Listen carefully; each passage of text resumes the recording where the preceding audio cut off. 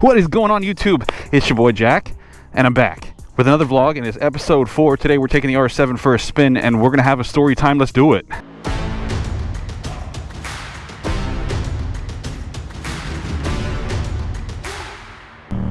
All right, welcome back to another episode of MotoJack's Motovlog. Today we have a story time.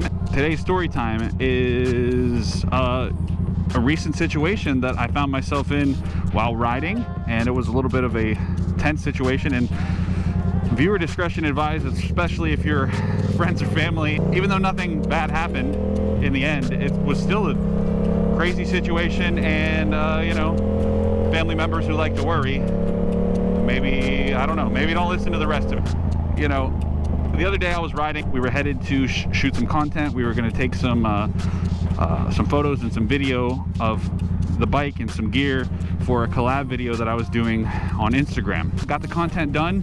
We decided to take a little bit of a extended ride on the way back. If you know anything about Florida, the further north you go, the further south it gets. If that makes sense, then you'll get it. If it doesn't, then you're just kind of one of those things you got to be here to understand. Regardless of all that, typically you don't really have any issues. You know, people are in general pretty friendly, even out in, you know, in the country in the middle of nowhere and stuff. So, you know, I definitely wasn't expecting to run into anyone acting wild or being crazy, but sometimes, you know, it's unavoidable. So we were out riding, and she's in my ear in my car door, and she out of nowhere is like, something's wrong with the bike. You know, it smells really bad. I have no power. So of course I'm up front here, and I turn around. I'm trying to look, and I see like her bike slowing down. It's coming to a stop, and I mean, as soon as I turn around, I can see there's a car, an old like Oldsmobile. I don't know. It was an old beater, and it was like right on her bumper. And that car is immediately like on its horn, just laying on the horn. And I am probably a good 500 feet in front, and I'm still rolling. She's coming to a stop, and I'm in the ear like, you know, okay, like, get off the road, just make sure, you know, you can just coast to a stop, like, don't worry.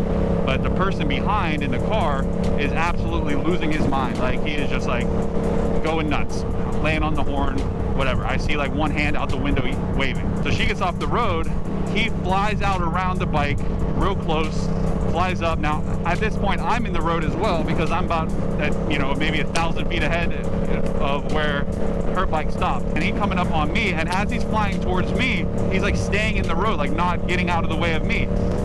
It comes real close by, and I go, I'm of course like, I got my hands up in the air like, what is your problem, dude? There's two people in the car. The guy laying on the horn driving, he's yelling something. The passenger, he's hanging out the window, giving me the bird, cussing at me as they're honking and coming super close, right? He decides he's going to pull over. So he pulls over right in front of me, like slams on the brakes and like kind of cuts me off to where I'm on the bike.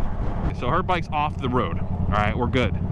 I turn around again. The car that was real close and laying on the horn is now like catty-cornered off the road, and the passenger is hanging out the window, mouthing at me and like motioning for me to like come up there, right? My first priority is to not have a confrontation with some wacko, right? That's like just not, I have no reason to want to engage in fisticuffs with some lunatic in a car, okay? So that's the first thing. But he's motioning for me. I'm in the road. I have to make a U-turn now. And also, I typically carry a firearm when I ride. This particular day, I was not. So I did not have my firearm on me. I was not armed. And even in that situation where, you know, last case scenario, you want to have to use a firearm to protect yourself, I would have at least felt a little bit better about the whole situation too. I don't know if they have weapons. I don't know anything about these people. Regardless, okay, so now we're in the situation. They're there. He's motioning to me. So I take a look, make sure nobody's coming. I jet my bike out around his car and then go to like make a U-turn. Well, he took that as an aggressive, like, I'm trying to get away. And the driver threw his car into drive and then like tried to come up behind me. As soon as I passed his car, he like pulled out to like chase, but I was just going into the next little like turn to make a U-turn. So I go and stop, okay? And I turn around and his car is like right up on my rear quarter panel, like right where my knee is. And he stopped, and I'm like, oh my goodness. Now the driver is also hanging out the door. He's screaming at me. He's saying, you know, he's gonna do this and that. And I literally looked at him and I was like, dude, couldn't you see that like her bike was having problems? And he was like, I don't give a blah, blah, blah, blah, blah. You can get off the road. I then followed that by saying, do you not have any sort of patience? And he said, with expletives, I don't, right? I just brushed him off. I waved my hand at him.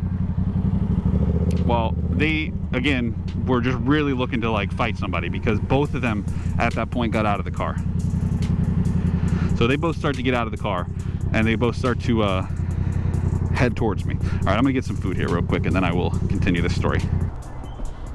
Thank you, man. Lunch.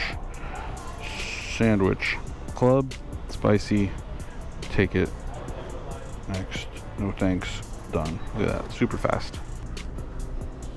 Nice. Both. Yeah, thank you. Awesome. No, it's added on. Yeah. Thank you.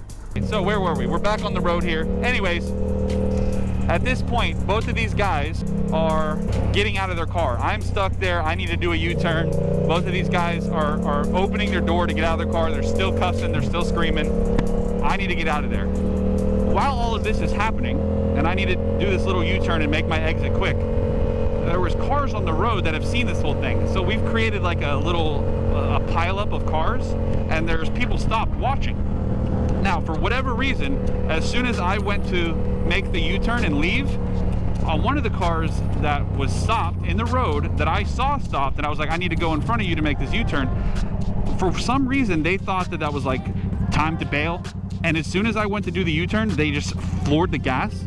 And literally, as I was doing the U-turn, they almost T-boned my bike. So they come up real close, they stop. I'm like, what is going on? I make the U-turn, and in my head, I'm thinking like, you know, these people are gonna now, in the other car, they're gonna do a U-turn and follow me. So I'm thinking about what's gonna happen next there. I turn around and look, they're still out of their car, and they're just, you know, making hand signals and motioning at me, etc.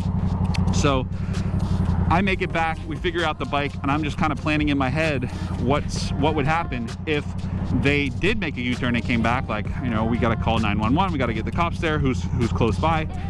I didn't know those people. I had no idea what they were capable of. I had no idea what kind of weapons they had, what their intentions were. They clearly were like beyond reason, right? So even the things that I asked them very like logically, they had no reasonable reaction to. So they clearly were not thinking straight. Maybe they were drunk, maybe they were on drugs, whatever.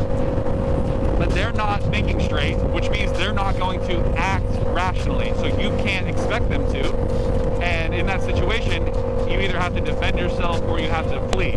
Now, I unfortunately couldn't just, you know, hit the gas and leave. So again, luckily, nothing bad happened in the way of, you know, they ended up like letting it go and they left. With that being said, thankful that it wasn't worse, that nothing bad happened. And, you know, we live to tell another story, another day. But I hope that you've been enjoying these vlogs. We're gonna keep changing them up. We're gonna keep improving. You know, this is only episode 4, so we got a lot of content to come. And I hope that you will be here for it. I will see y'all in the next one.